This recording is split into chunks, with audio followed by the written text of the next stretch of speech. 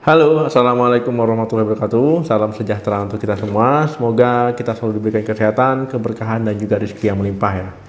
Nah, teman-teman penonton setia di channel ini sudah diet tapi tidak berhasil, ataupun dietnya belum maksimal, ataupun masih gagal.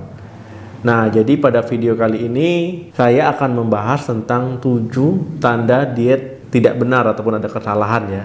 Nah, simak sampai habis. Jadi memang teman-teman kalau seandainya diet kan ingin tubuhnya langsing, tubuhnya ideal, pokoknya berat badannya sesuai dengan harapan.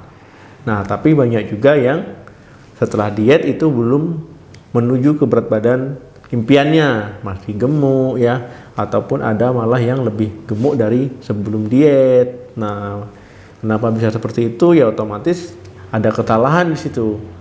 Nah, jadi memang diet itu bukan hanya untuk menurunkan berat badan, bukan hanya untuk ideal saja, tapi di sini kita harapkan memiliki tubuh yang lebih sehat dengan cara diet sehat, pola hidup sehat, untuk menurunkan resiko terkena penyakit-penyakit tertentu. Nah, jadi teman-teman silakan di-share video-video di channel ini, semoga banyak yang lihat ya.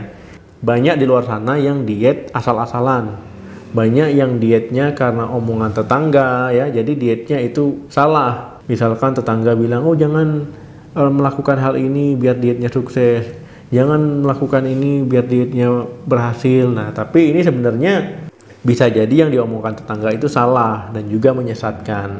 Kebiasaan diet yang salah yang pertama itu adalah tidak sarapan pagi. Nah, banyak orang yang berimajinasi, beranggapan bahwa tidak sarapan pagi itu bagus kalau sedang diet. Nah, orang banyak beranggapan, berpikir ya, kalau tidak makan-makan ataupun mengurangi jumlah makan ya, itu dietnya malah lebih cepat berhasil, cepat kurus, cepat ideal. Nah, tapi ini sebenarnya salah ya teman-teman. Jadi kalau seandainya teman-teman tidak sarapan, itu mengganggu metabolisme. Nah, kalau metabolisme terganggu, itu nanti dietnya akan susah. Dan juga kalau seandainya teman-teman tidak sarapan pagi, nanti waktu makan siangnya biasanya itu akan balas dendam, makanya lebih banyak dibandingkan dengan yang sarapan pagi. Kemudian juga kalau seandainya teman-teman tidak sarapan pagi, yang ditakutkan nanti insulinnya terlalu meningkat ya ketika teman-teman makan. Nah, nanti kalau seandainya begitu, tubuh malah membuat lemak. Nah, inilah sebenarnya yang perlu teman-teman ketahui. Bukan berarti tidak sarapan pagi itu bagus ya. Jadi kalau saran saya memang sewaktu diet itu tetap sarapan pagi, tetapi porsinya ya disesuaikan dengan porsi orang diet, bukan seperti orang mau kerja ya, mau kerja kuli ataupun orang yang habis olahraga kecapean makannya berlebihan, ya enggak seperti itu. Teman-teman juga harus tahu kalau teman-teman tidak sarapan pagi biasanya mood akan terganggu ya, kemudian juga konsentrasi itu akan terganggu sehingga fokus akan hilang. Nah, jadi keseharian juga tidak bagus. Kita lanjut yang kedua, itu adalah tidak memperhatikan kalori dari minuman. Nah, teman-teman misalkan nih sudah makannya diatur benar-benar, sudah makannya dietnya ketat ya, pokoknya mau apa-apa ditahan. Tapi teman-teman masih nih tidak disadari misalkan minuman bersoda, minuman manis non kemasan maupun yang kemasan, bahkan minuman jus pun kalau seandainya teman-teman tidak membaca label di bagian belakang, itu bisa-bisa kalorinya juga sangat tinggi. Nah, teman-teman masih mengkonsumsi minuman-minuman ini, kemudian tanpa disadari dietnya tidak berhasil ataupun gagal ya, karena asupan kalorinya masih berlebihan. Nah, jadi memang sebaiknya teman-teman kalau diet itu minumlah air putih saja. Nah, kemudian kalau memang kepingin ya sesekali nggak apa-apa, tapi jangan berlebihan ya. Nah, jadi memang air putih itu lebih bagus saat teman-teman diet. Jadi mulai sekarang perhatikanlah apa yang teman-teman makan, apa yang teman-teman minum. Jadi percuma kalau teman-teman sudah diet ketat dengan mengatur pola makan sedemikian rupa, tapi kalau seandainya minumnya tinggi kalori ya sama dengan bohong ya.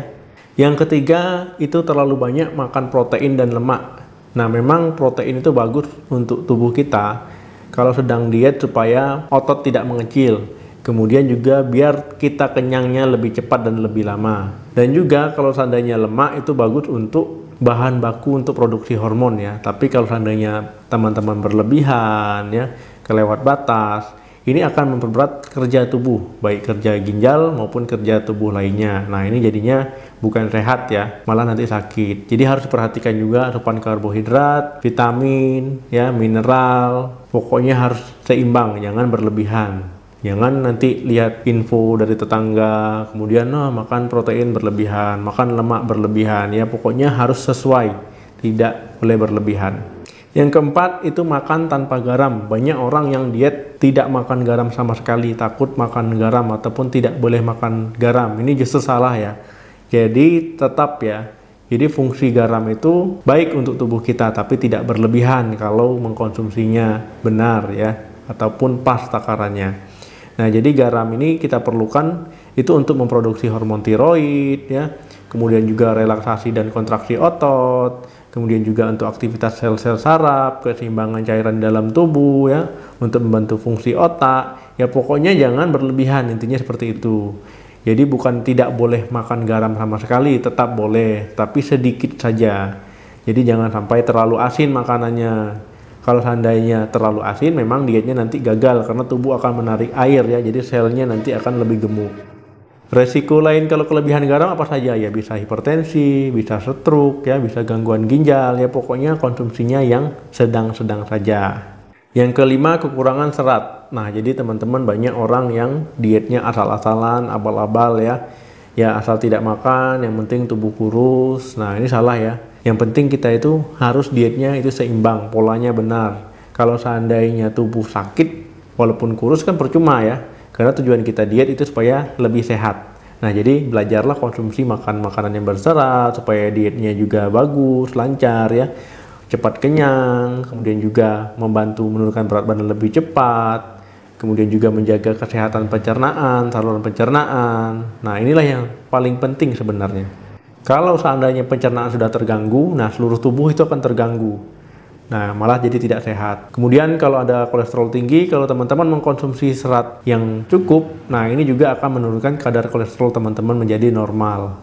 Yang keenam, memuntahkan kembali makanan yang telah dimakan. Banyak orang yang tidak bisa menahan nafsu ataupun lapar mata, kemudian dia mau makan makanan kesukaannya dan dimuntahkan kembali. Nah, ini terjadi terus-menerus. Karena supaya tidak bertambah berat badannya, dia memakan makanan, misalkan lah kita anggap donat. Nah, setelah dia makan, dia merasa enak ya, kemudian dimuntahkan kembali. Nah, supaya tidak bertambah berat badan. Nah, ini justru berbahaya untuk tubuh. Nah, kalau yang ringan-ringannya saja bisa menyebabkan gangguan misalkan air liur, sakit tenggorokan, ya, gangguan pencernaan. Nah, ini keluhan ringan-ringannya saja. Nah, tentu keluhan yang beratnya ini bisa berbahaya bagi tubuh. Jadi teman-teman yang punya kebiasaan seperti ini, jangan anggap kebiasaan ini aman ya, baik. Ini kebiasaan yang salah ya. Ini kalau bahasa medisnya bulimia nervosa. Nah, ini jangan diteruskan kalau teman-teman masih menerapkan metode ini. Secara tidak langsung teman-teman ini telah mengalami gangguan psikologi. Nah, jadi harus hati-hati. Yang ketujuh, minum obat pelangsing tanpa pengawasan dokter. Nah, teman-teman biasanya melihat kan di Instagram, di Facebook, ataupun dimanapun ya di sosial media itu yang menawarkan tentang obat-obat pelangsing dengan cara yang singkat, dengan hasil yang singkat. Nah, teman-teman kemudian berbondong-bondong ya karena kepinginnya kurus itu tadi membeli obat itu. Nah, kemudian teman-teman tidak sadar juga kalau bahwa obat itu tidak ada BPOM-nya. Nah, dikonsumsi setiap hari nah tanpa pengawasan dokter.